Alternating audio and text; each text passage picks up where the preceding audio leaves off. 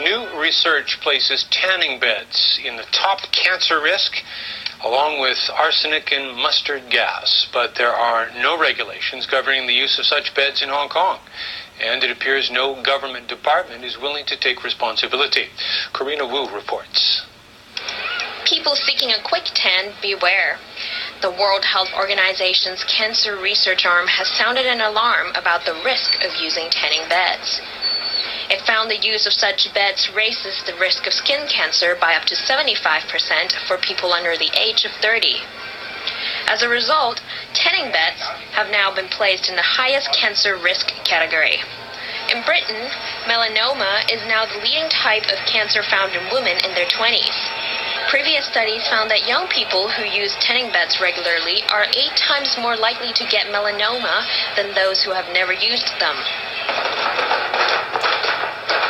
Here in Hong Kong, there are no regulations on the use of tanning beds, the duration of use, or the age of users.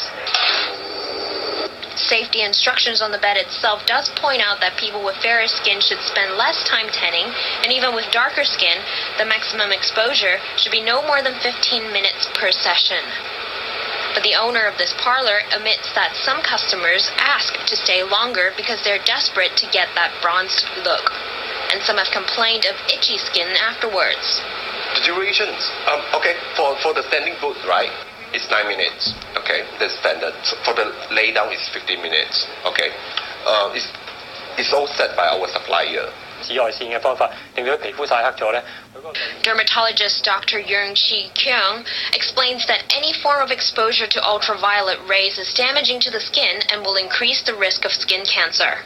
He does not recommend the use of tanning beds at all.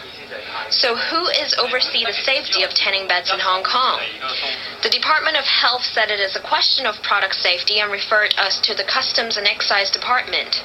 But the Customs and Excise Department said the beds are not consumer products, and because they involve the use of electricity, it is a matter for the Electrical and Mechanical Services Department. When we contacted that department, they referred us back to the Department of Health. Karina Wu, TVB News.